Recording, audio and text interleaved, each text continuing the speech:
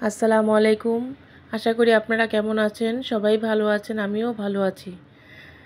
আজকে আমি রান্না করে দেখাবো ইলিশ মাছ দিয়ে নতুন শীতের যে সবজিগুলো সেগুলো দিয়ে। আশা করি রান্নাটা ভালো লাগবে আপনাদের কাছে। এখানে আমি দুটো ইলিশ মাছ নিয়েছি মাঝারি সাইজের। আর এখানে সবজি দিব আমি কফি, সিম, তারপর মূলা, এগুলো সব সবজি দিয়ে আমি আজকে রান্না করব। এখানে পেঁয়াজ তেলে ভেজে নিতেছি। পেঁয়াজ নিয়েছি এখানে এক মুঠ পরিমাণ। পেঁয়াজটা আমার ভাজা হয়ে আসছে। এখানে অল্প একটু পানি দিয়ে এখন মশলাগুলো দিব, যাতে পেঁয়াজগুলো আমার পুড়ে না যায়। হলুদের গুঁড়া দিয়ে দিলাম 1 চামচ পরিমাণ। আমার চামচটা একটু বড়, তাই দুইবারে অল্প অল্প করে দিয়ে 1 চামচ দিলাম। আর এখানে গুঁড়ামরিচ দিলাম আধা চামচ পরিমাণ। গুঁড়ামরিচটা আপনারা আপনাদের পছন্দ মতো দিয়ে নিতে পারেন। আমি গুঁড়ামরিচের ঝালটা কম খাই। এটা সবার ক্ষেত্রে ঝালটা কম খাওয়া ভালো গুঁড়ামরিচের। এখানে আমি লবণও দিয়ে দিলাম পরিমাণ মতো। দিয়ে মশলাটাকে এখন ভালো করে কষিয়ে নিব তেল ওঠা পর্যন্ত। মশলাটা আমার কষে এসছে। এখন আমি এখানে ইলিশ মাছগুলো কিছুক্ষণ আবার দিয়ে কষিয়ে নিব। এভাবে রান্না করলে মাছগুলো খেতে অনেক ভালো লাগে। ইলিশ মাছ তো ভাজলে ভালো লাগে না, এভাবে রান্না করলে মজা লাগে।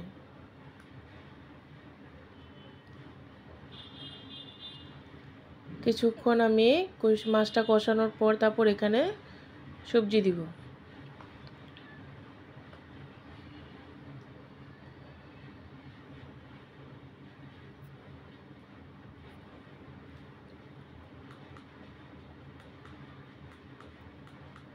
মাছটা আমার হয়ে আসছে।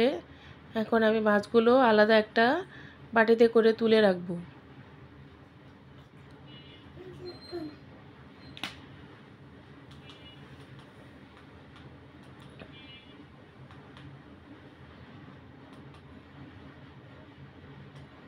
তুলে রেখে এই মশলার মধ্যেই আমি সব সবজিগুলো ভালো করে কষিয়ে নিব। আমি এখানে সিম, মূলা আর কফি দিয়েছি। আপনারা ইচ্ছে করলে আরও অন্যান্য সবজি দিয়েও রান্না করতে পারেন। আর এখানে একটা আলুও দিয়ে দিয়েছি। এখন সবজিগুলোকে ভালো করে কষিয়ে নিব অল্প সিদ্ধ হয়ে আসা পর্যন্ত। পানি ছাড়া ঢেকে ভালো করে কষিয়ে নিব, কারণ এই সবজি থেকে অনেক প্রচুর পরিমাণে পানি উঠবে।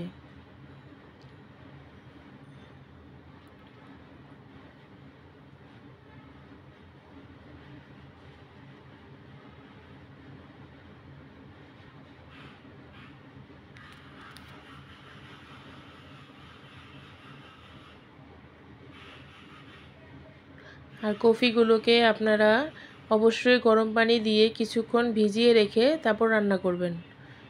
তাহলে কফির ভিতরে যদি কোনো পোকা থাকে সেগুলো বের হয়ে যায়। গরম পানিতে অল্প একটু লবণও দিয়ে নেবেন। সবজিগুলো আমার অল্প কিছু কষে আসছে। এখন আমি আরও ঢেকে কিছুক্ষণ রান্না করব। তারপর আমি এখানে গরম পানি দিয়ে দিলাম পরিমাণ মতো। আপনারা আপনাদের আন্দাজ মতো গরম পানি দিয়ে দিবেন।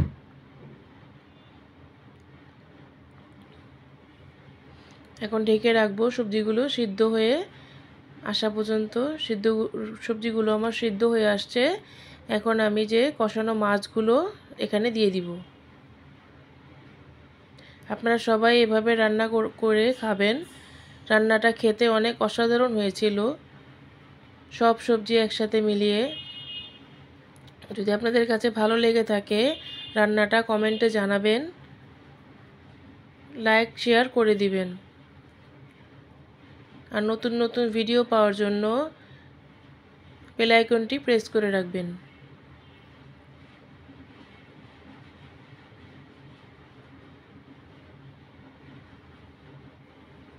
এখন আমি মাছটা দেওয়ার পর বেশিক্ষণ জাল দিব না, অল্প কিছুক্ষণ 5 মিনিটের মতো ভালোভাবে চুলার আঁচটা হাই করে জাল দিয়ে তারপর আমি এখানে ধনিয়া পাতা কুচি দিয়ে নামিয়ে দেব। এখন আমার রান্নাটা হয়ে আসছে। আমি এখন এখানে কাঁচামরিচ ও ধনিয়া পাতা কুচি দিয়ে নামিয়ে দেব। ইলিশ মাছ যত কম জাল দেওয়া যায় তত মজা, বেশি জাল দিলে ইলিশ মাছের টেস্ট নষ্ট হয়ে যায়।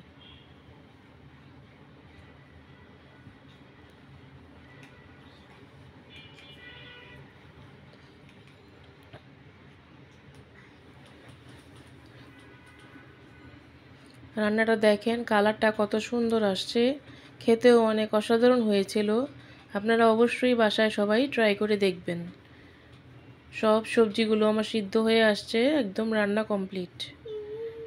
এখন আমি আপনাদের সাথে পরিবেশন করে দেখাবো।